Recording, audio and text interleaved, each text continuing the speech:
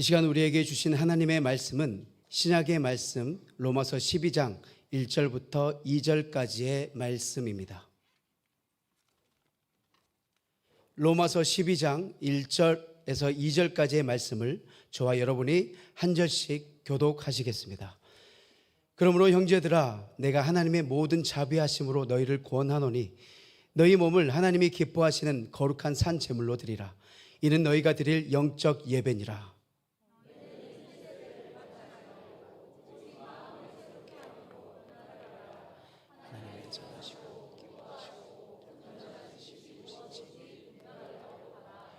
아멘. 지난 5월 한 달 동안 예배 학교를 진행했는데 이 예배 학교를 통해 가르침 받은 대로 우리가 새로운 마음가짐 그리고 새로운 몸가짐으로 하나님께 예배를 드릴 수 있었으면 감사하겠습니다. 예배 학교의 핵심 내용은 두 가지입니다. 예배는 내가 하나님께 무엇을 받아내는 시간이 아니라 우리가 하나님께 신앙 고백과 감사와 정성을 드리는 시간이다. 내가 하나님을 섬겨서 하나님을 기쁘시게 해드리는 것이 예배 시간이다. 바로 이 시간이다. 여러분 기억하셔야 되고요. 여러분이 지금 이 자리에 앉아 계시지만 내가 예배 가고 싶어서 왔다. 이분은 온전한 예배를 절대로 드릴 수가 없습니다. 여러분, 예배는 하나님이 우리에게 명령하시는 거예요. 그러니까 이 자리에 오실 때는 하나님의 초청이 있어서 와요. 그 예배 시간이 그게 하나님의 부르심이라고 하는 겁니다. 하나님이 우리를 예배 자리로 불렀어요. 그거에 응답하는 게 바로 이 예배 시간입니다. 예배 시간에 나오잖아요. 우리는 생각하게 됩니다. 생각을 하셔야 합니다. 하나님이 나에게 무슨 은혜를 베풀어 주셨는지. 이 예배 시간에는 가장 먼저 여러분 생각하셔야 될 게 여기 왜 앉아 계세요? 예수를 통해서 하나님이 나를 구원해 주셨기 때문에 그 구원의 은혜에 감격해서 응답하려고 여기 앉아 계시는 겁니다. 그래서 예배 시간은 하나님이 내게 베풀어 주신 은혜에 응답하는 시간입니다. 그렇게 내가 하나님의 부르심에 응답하고 하나님이 주신 은혜에 응답해서 이 예배를 하나님 앞에 드리잖아요. 이 예배 시간에 하나님이 여러분에게 주시는 게 있습니다. 뭘 줄까요? 우리 개혁교회의 전통은 말씀을 주시는 거예요. 하나님 말씀 다 들으러 오셨잖아요. 그 말씀은 하나님께로부터 주어지는 겁니다. 그러면 내가 그 말씀을 듣고 또 내가 응답하는 거예요. 하나님의 초청에 응답하고 하나님의 은혜에 응답하고 하나님의 말씀에 응답하는 게 바로 이 예배 시간입니다. 이 예배 학교를 통해 두 가지 정의. 예배는 내가 하나님을 섬겨드리는 시간이다. 내가 하나님 앞에 응답하는 시간이다. 잊지 말고 꼭 기억하시기 바랍니다. 그렇게 예배 학교를 끝마치고 오늘 예배 순서 바꿨습니다. 그리고 주보도 새롭게 바꿨습니다. 그러다 보니까 우리 마음이 새로워져요? 안 새로워져요? 조금 달라집니다, 여러분. 물론 지금까지 예배 드리고 왔지만 그냥 좀 새로워지는 거예요. 그 새로운 마음가짐과 몸가짐으로 여러분 예배를 잘 드리자고, 그리고 예배를 한번 온전히 드려보자고 오늘 설교 제목이 뭐냐면 삶으로 드리는 예배입니다. 우리 교회는 개혁교회에 속해 있습니다. 개혁교회는 부패한 교회를 새롭게 하려는 루터, 칼빈, 쯔빙글리와 같은 종교개혁자들에 의해서 세워진 교회입니다. 당시 교회를 새롭게 갱신하려고 노력했던 종교개혁가들의 신학사상을 크게 세 가지로 요약할 수가 있어요. 첫 번째는 오직 믿음, 두 번째는 오직 은혜, 세 번째는 오직 성경입니다. 오직 믿음, 오직 은혜, 오직 성경이라고 하는 캐치프레이즈를 내걸고 종교개혁가들이 개혁을 해서 하나님 앞에 새로운 교회를 만들고 새로운 예배를 올려드렸습니다. 요즘은 유튜브를 통해 영국이나 미국 교회의 예배 영상을 우리나라에서도 볼 수 있습니다. 오직 성경이라고 하는 그런 이 종교개혁가들의 이 신앙사상을 강조하는 교회들이 있어요. 미국 교회들이. 그런 교회들을 보면 특징이 있는데요. 오직 성경 강조하는 걸 어떻게 하냐? 예배 시간에 우리는 그냥 예배를 드리잖아요. 근데 입장을 합니다. 뒤에서부터. 맨 앞에 큰 성경을 든 사람이 맨 앞에 서서 쭉 입장하면 그 뒤에 목사, 예배를 집례하는 사람, 예배 기도자, 예배 위원, 찬양대원들 쭉 따라서 입장을 하는데 맨 앞에 누가 서 있어요? 성경 말씀을 든 사람이 서 있어요. 예배당에 입장을 하면 그런 교회는 독경대라고 하는 게 있어요. 주로 이 강대상 뒤쪽에 단이 하나 더 있습니다. 성경 말씀을 거기다 놓든지, 미국 교회는 보니까요, 앞에다 놓더라고. 강대상 앞에다가 그걸 딱 세워놔요, 성경을. 자, 예배가 끝났어요. 제가 축도를 딱 합니다. 끝났어요. 그러면 다시 이 독경대에 있던 성경을 들고 맨 앞에 밖으로 나갑니다. 그러면 그 뒤에 목사, 예배위원들, 찬양대원들, 그 다음에 예배 드리는 모든 사람이 따라 나가요. 줄줄줄줄. 여러분, 그렇게 하면 이게 이제 어떤 이미지가 다가오세요? 이 교회는 뭘 중심한다는 거예요? 말씀 중심한다는 거예요. 말씀 중심. 그러니까 그런 의식을 행하는 교회들도 있어요, 여러분. 우리 교회가 그런 의식을 행하고 있지는 않지만 우리 교회 역시 오직 성경이라고 하는 신앙을 따르는 개혁교회, 똑같은 교회입니다. 그러니 주일 예배를 드리는 것으로 예배가 끝나는 것이 아니라 주일 예배 이후에 예배 시간에 하나님 우리의 말씀을 주시잖아요. 그럼 이제 응답해야 돼요. 뭘로 응답해야 될까요? 일주일간의 삶으로 응답하는 겁니다. 그러니 저와 여러분은 오늘 예배를 드리고 말씀을 듣고 좋다 끝나는 게 아니라 그 말씀을 일주일 동안 살아내야 하는 겁니다. 그게 예배의 완성이에요. 우리가 삶으로 예배를 드려야 하는 이유가 바로 오늘 본문 1절 말씀입니다. 로마서 12장 1절. 그러므로 형제들아, 내가 하나님의 모든 자비하심으로 너희를 권하노니 너희 몸을 하나님이 기뻐하시는 거룩한 산 제물로 드리라. 이는 너희가 드릴 영적 예배니라. 이 말씀을요, 조금 더 쉽게 번역한 새 번역으로 읽어드리면 이래요. 여러분의 몸을 하나님께서 기뻐하실 거룩한 산 제물로 드리십시오. 이것이 여러분이 드릴 합당한 예배입니다. 영적 예배라고 하는 말은요, 조금 어렵잖아요. 여러 가지로 설명할 수가 있어요. 그런데 합당한 예배입니다라는 말은 더 쉬워요. 우리가 하나님 앞에 드려야 할 올바른 예배라는 말이에요. 우리 몸은 내 삶을 살아가는 주체입니다. 내 몸이 일상생활을 하고 있고 내 삶을 살아내고 있어요. 내 몸이. 너희 몸을 거룩한 산제물로 드리라는 이 말씀은 이 몸을 거룩하게 살라는 거예요. 우리가 거룩하게 사는 것이 하나님 앞에 드려야 할 합당한 예배, 올바른 예배라 로마서를 통해 사도 바울이 우리에게 말씀하고 있습니다. 그렇다면 우리가 어떻게 하면 거룩하게 살아서 하나님께 삶으로 드리는 올바른 예배를 드릴 수가 있을까? 그게 바로 오늘 본문 로마서 12장 2절에서 사도 바울이 답을 주고 있습니다. 너희는 이 세대를 본받지 말고 오직 마음을 새롭게 함으로 변화를 받아 하나님의 선하시고 기뻐하시고 온전하신 뜻이 무엇인지 분별하도록 하라. 사도 바울은요, 논문을 되게 잘 써요. 글을 잘 씁니다. 너무나 명확해요. 세 가지.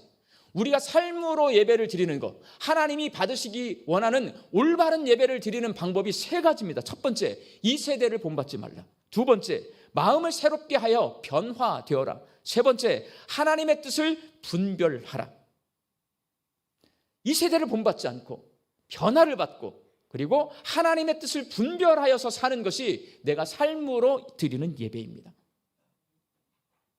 먼저 이 세대를 본받지 말라고 하는 이 말씀은 다른 말로 쉬운 말로 바꾸면 지키는 삶을 살아라요.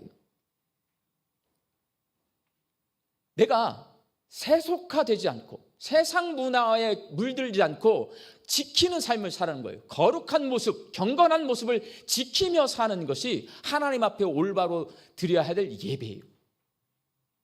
교회는 세상 속에 세워져 있습니다.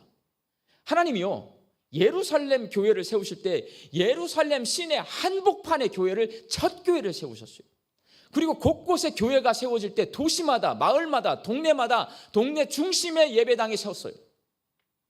여러분, 절은 어디에 있어요? 산에 있어요. 자, 절이 산에 있어요. 왜 산에 있을까요?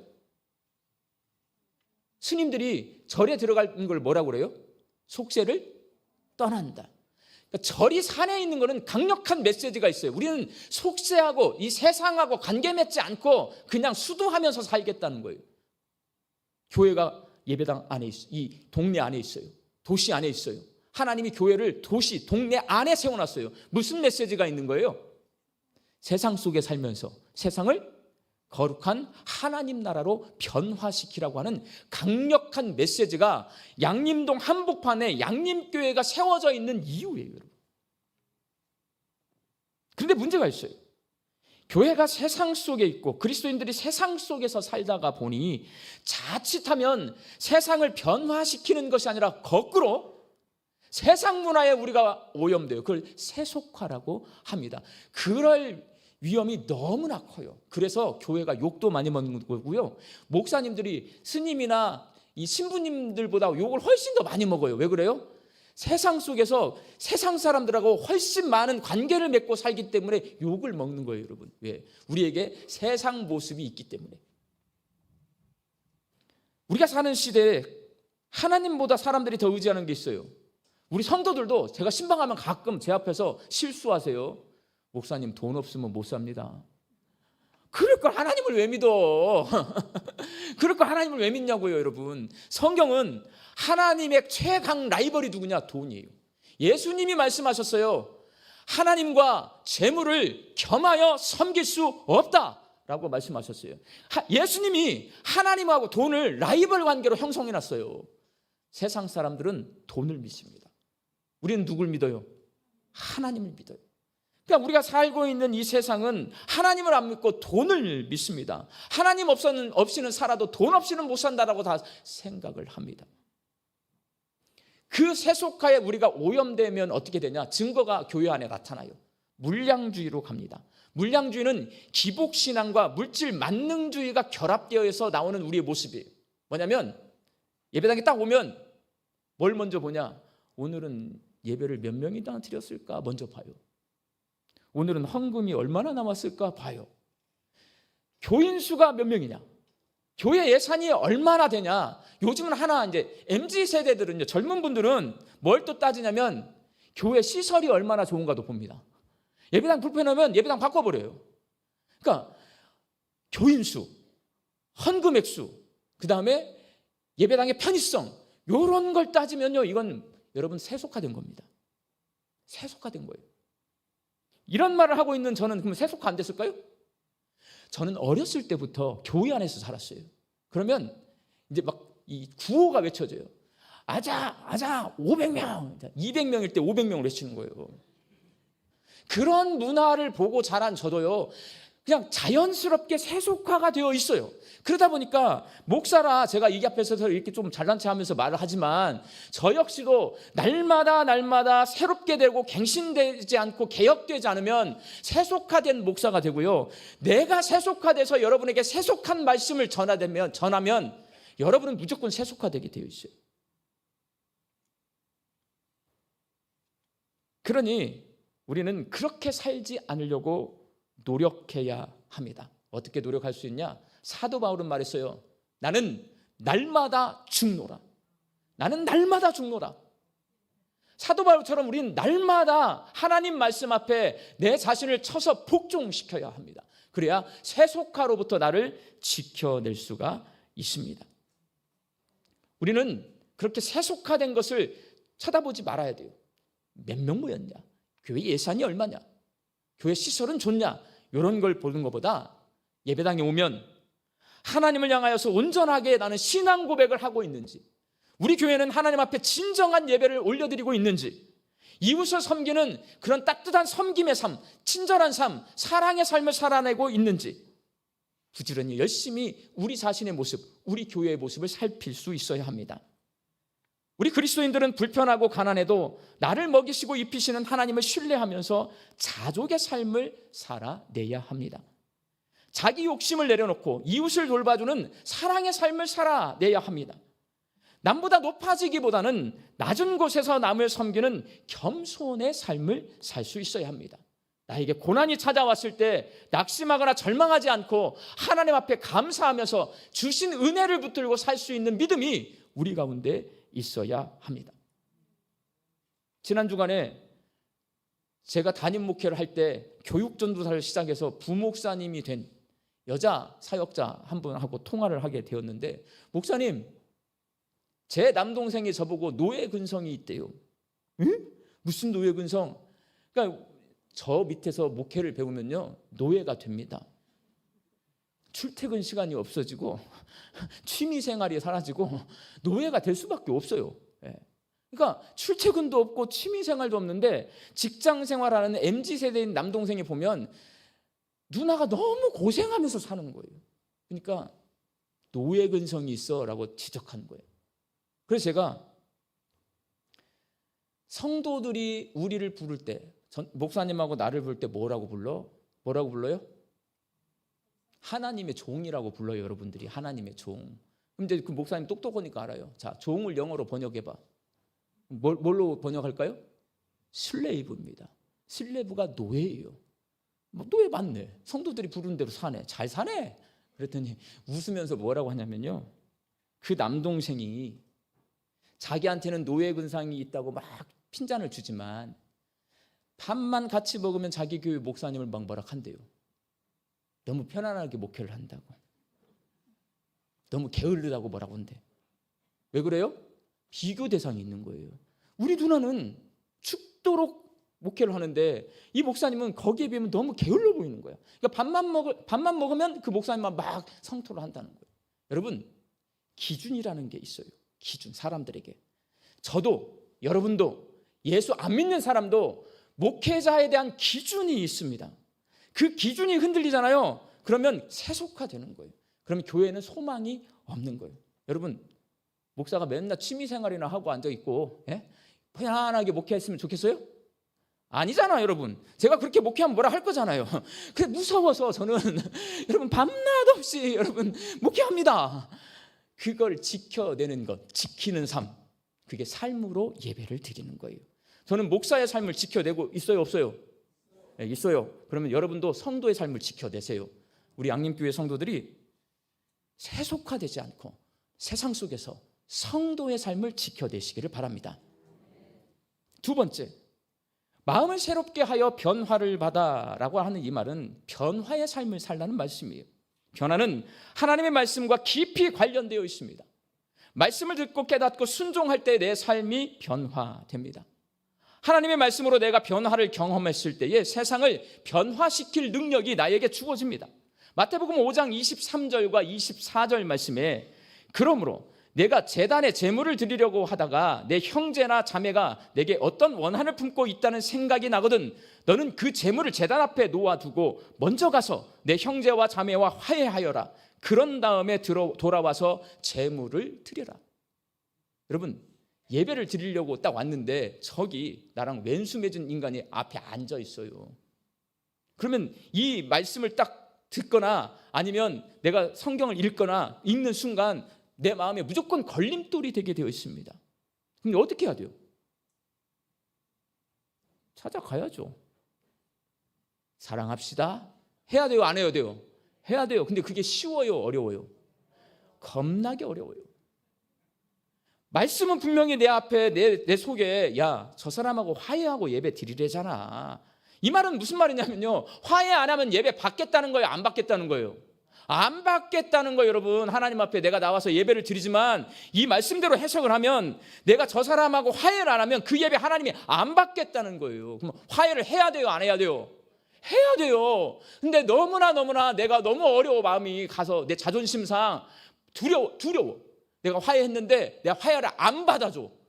그럴까 봐 두렵잖아요. 여러분, 내가 갑자기 이 말씀 듣고 가서 나 혼자 막 감성이 북받쳐가지고 가서 미안해, 잘못했어, 저리 가! 이러면 어쩌지? 걱정되잖아요. 그런데 그런 모든 걱정을 다 내려놓고 가서 미안해, 우리 화해하고 하나님 앞에 온전한 예배를 드리자 하는 게 변화되는 거예요. 못하면 변화되지 않은 거예요. 우리가 믿음이 성장하고 성숙하는 것은요, 변화된다는 겁니다. 변화에는 단계가 있어요. 비움, 채움, 나눔. 내 기준, 내 뜻대로 우리가 살거든요. 그거를 비워내는 거예요. 그리고 뭘로 채우는 거예요? 하나님의 말씀으로 채우는 거예요, 여러분. 그러려고 예수 믿는 거예요. 말씀으로 채우는 거예요. 그러면 말씀은요, 행동하게 만들어요, 우리를. 가만히 앉아서 우리는 사색하는 데가 아니에요. 여러분, 가만히 앉아, 참 좋다, 깨달았다, 이런 게 아니라고. 우리는 말씀을 듣고 나가서 그대로 실천하는 거예요. 움직이는 거란 말이에요, 우리 신앙은. 그러려면 어떻게 되면 하나님의 말씀을 나누는 거예요. 비움, 채움, 나눌 때 우리는 변화됩니다. 그런 삶을 사는 것이 삶으로 드리는 예배를 드리는 거예요. 우리 광주 양림교회가 모든 성도들이 그런 예배를 드리는 성도들이 될 수 있기를 바랍니다. 마지막으로 하나님이 선하시고 기뻐하시고 온전하신 뜻을 분별하는 것, 이것이 바로 지혜의 삶이에요. 하나님의 뜻이 무엇인지를 깨닫는 지혜는 여러분 우리 그리스도인들에게 꼭 필요한데, 성경은 그 지혜를 얻을 수 있는 방법을 가르쳐 줍니다. 잠언 9장 10절 말씀이에요. 여호와를 경외하는 것이 지혜의 근본이요. 하나님을 경외하는 것이 내가 성경이 말하는 지혜를 얻는 방법이 가장 기초예요. 그런데 여러분, 하나님을 경외한다는 말은 경자는요, 존경한다는 경자예요. 외자는 두려워할 외자예요. 그러니까 하나님을 존경하고 무서워하는 것이 지혜의 근본이다. 이 말은 무슨 말이냐면, 하나님 눈에 보여요, 안 보여요? 안 보여요, 여러분. 하나님이 내 눈에 안 보이기 때문에 우리는 어떻게 사냐면 하나님이 안 계시는 것처럼 삽니다. 근데 하나님을 경외하려면 하나님이 내 앞에 계시는 것처럼 살면 경외할 수 있어요. 지혜의 삶은 하나님이 내 앞에 서 계신 것처럼 하나님을 의식하면서 살아가는 삶입니다. 내 앞에 하나님이 계신다면 내가 어떤 삶을 살게 될까요? 내 마음대로 살까요? 그렇지 않죠. 여러분, 우리 아이들이 부모님만 앞에 서 있어도 조금 행동이 달라집니다. 맞죠? 우리의 높은 상사가 내 앞에 있으면 내 마음대로 행동하지 않고 자세를 똑바로 하고 뭔가 긴장하죠.